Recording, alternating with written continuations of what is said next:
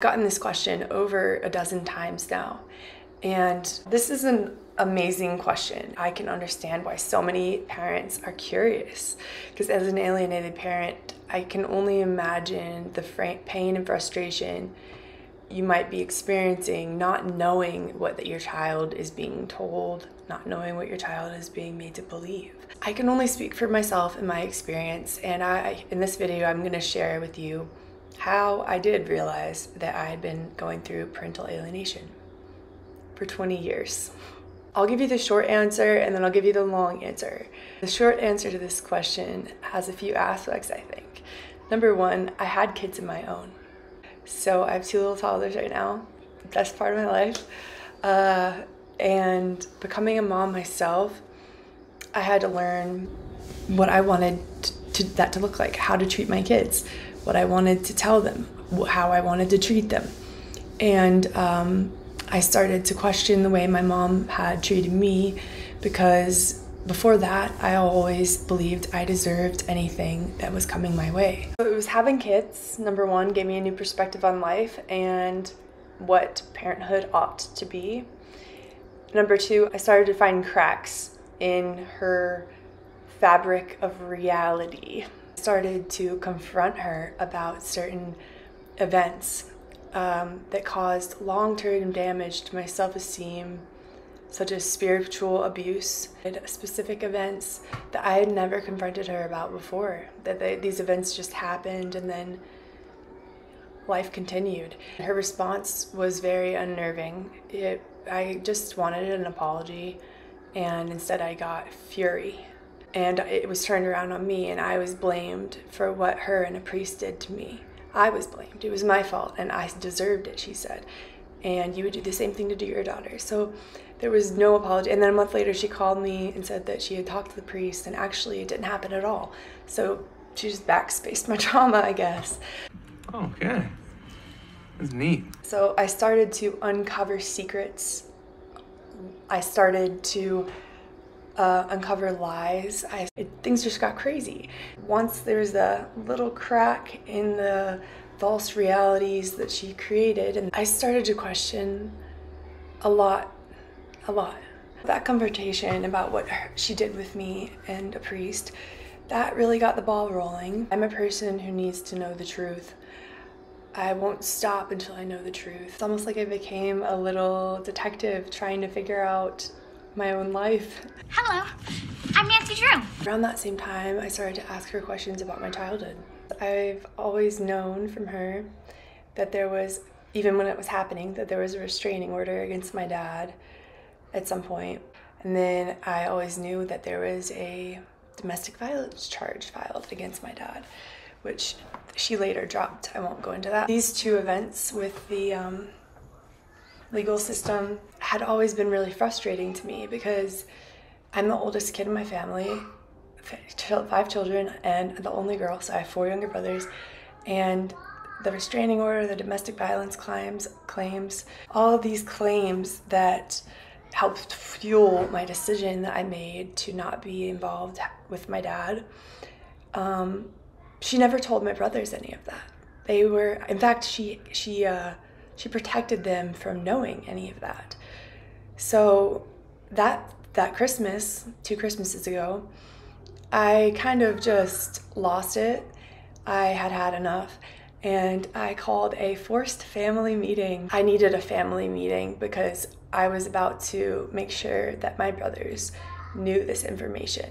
In my head at the time, it was not my goal to call my mom out. That was not the purpose of the meeting.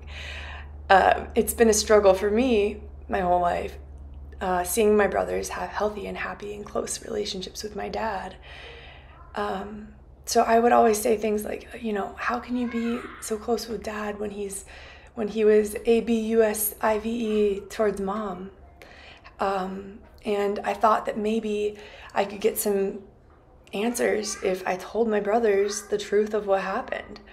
So I called this forced family meeting and confronted, just told everybody. I don't know what I expected from my mom at that moment, but I surely didn't expect for her to deny it. So she said, "No, that never happened, Madison. Madison, that's crazy. What are you talking about?" I remember that my stomach dropped. I felt sick. I felt so confused and like off balance. Later that night, went upstairs and I showed it to her. I said, "Mom, look at this. You wrote in your handwriting there was a domestic violence charge, there was a restraining order." And she said, "Oh yeah, I know. I don't want the boys to know, so." Oh my God, what is happening? I said, "So you lied about it in front of me? In front of them? You lied about it?" Yeah. That still wasn't enough, though, to get me to really put two and two together, unfortunately. I do remember a big watershed moment for me was the day that I wrote out everything my dad has done to hurt me. It was about a page. Not one of them was anything severe. Everything that I wrote down was forgivable, completely forgivable. That was a big, like, WTF moment for me. I was unable to realize how I had made this decision then. At such a young age, I made a decision that would impact me for 20 years. Because I never questioned my decision. Yeah, I wrote that out, a page and a half for my dad, and then I wrote one for my mom. I couldn't stop writing. There were 13 pages and I was still going. And I think I stopped at 14 because I just couldn't continue. And a lot of those things that I wrote down were much more severe than anything I wrote down with my dad. So here I am, 28 years old, looking at these lists and wondering, how the hell did I get here? It's going down! It's as if I wrote the evidence down for both of my parents, and I had gotten things backwards. I felt stupid, I felt fooled, I felt confused as hell. I was really frustrated because I couldn't remember making that decision when I was 9 years old. I couldn't remember why I made that decision. I couldn't remember the evidence or the facts that caused me to make that decision. And I called, well, first of all, I called my dad. I asked him a lot of things. He confirmed a lot of things for me. And still at that time, I didn't want to believe it. It was too much for him. He's retired from reality. I was in denial. And at this point in my life, I was having panic attacks throughout the day. I didn't want to bring anyone else down with all this dark, heavy stuff I was going through. I didn't want to affect my brother's relationship with my mom. But after that, I called my dad's mom, and she was able to confirm everything for me. None of these people in my life knew the term parental alienation, not even my dad, but they all knew what had been going on for the past 20 years. That my mom was turning me against my dad, using me to hurt him, trying to just have me all to herself, to control me. Talking to my grandma, my dad's mom. That was a big watershed moment because I trust her implicitly and I know she wouldn't lie. So she told me the truth and confirmed everything for me. And then I talked to my aunt that I haven't been allowed to talk to in 15 years, my godmother, because my mom claims she's a narcissist too. And so is the whole family. But I reconnected with her and it's been so great, I think, for both of us. I spoke to everyone in the family I could. I had nothing left to lose at that point. I just needed information and it wasn't gonna come from my mom. So I had to get to work trying to be a detective to figure out what had happened to me. I even asked all of them, if you knew what was going on, why didn't you tell me? Why didn't you try to stop it? They all had the same response, which was, I was too scared that your mom would take you away from us completely. So ultimately I learned that people were scared of her. That's why. Discovering parental alienation forces you to not only admit that you've been living in someone else's version of reality, which is a false reality for what might be a period of months, years, or even decades, but you also have to come to terms with all of the damage that you've done, proxy of your pathological parent. Well, you have to cope with the fact that you have intimately and continuously hurt your parent without true justification. And on top of that, you have to somehow come to terms with the fact that you've lost months, years, perhaps even decades that you could have enjoyed with your loving parent. I gathered all this evidence as my little detective self, and it all pointed to one thing, and that was parental alienation. You seem to have it all figured out. So I was in this really awful, confusing state of disbelief for a while. And I was struggling to accept the truth, even though deep down I knew it was true.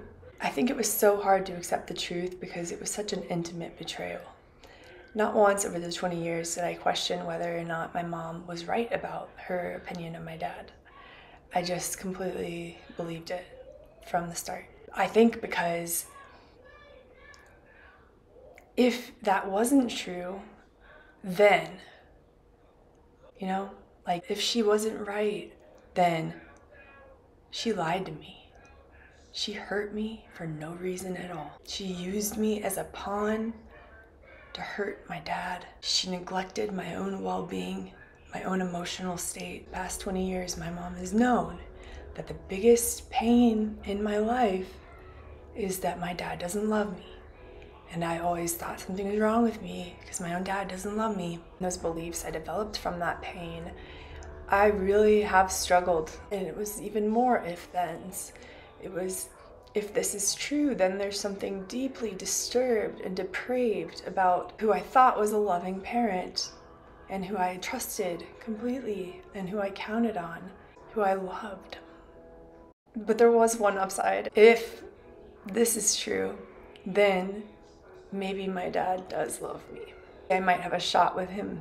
I hope that answers your question. I'm sorry it was such a long-winded answer, but that's truly how it happened for me. Once I started talking to other people, even my brothers and friends, the evidence became incontestable. I think something snapped or shifted inside of me, and I just knew that was true. But at the same time, at that stage of my life, I wasn't ready to believe that my dad loved me. That's something I had to learn to believe. That didn't come right away because these beliefs are so deep. It's so deep. Let's see if in conclusion, if I can give anyone a message of hope. Researchers had this doll, this blow-up doll, and they had a child and he was interacting with the blow-up doll, and then they brought the mom in, and the mom started like caressing the doll's cheek and speaking really softly and nicely to the doll. And in response, the kid started stroking the doll's cheek and being super sweet to the doll. Then they did another experiment where the mom and child were with the doll, and the mom started hitting and kicking the doll and screaming at the doll. And what do you know? In response, the child also started hitting and kicking the doll and screaming at the doll. Children imitate the parents that they trust. I think that experiment helps remind me that I stood no chance. I was a child. I still had baby teeth. I believed in Santa. I thought I was doing the right thing. I thought I was making the right decision. I thought I was standing up to injustice. I really did. And it turns out it was the exact opposite. At some point, I think the child, once they gain some life experience and have a little bit more perspective, especially once they have kids, a crack will show in that pathological parent's false reality. All they need is one crack. One crack. And then the whole thing comes falling down like a house of cards. That would be my answer. They just have to find one lie, one secret, and then start digging and learn the truth. So yeah, don't underestimate your kids. I found out that a lot of the children who are targeted in this sick form of child abuse are or pride themselves on being independent thinkers, and that's something I can relate to.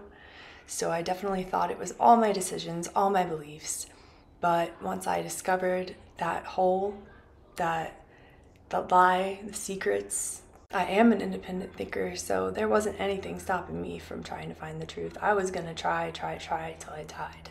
I needed to know. It's my own story, and I knew it wasn't gonna be pretty, but I never expected it to turn out this way. If your child is an independent thinker too, they will figure this out. They will. That brings us to the end of this episode. I hope that answering this question has been beneficial for some people. As always, thank you for watching and listening to the Anti-Alienation Project. Bye.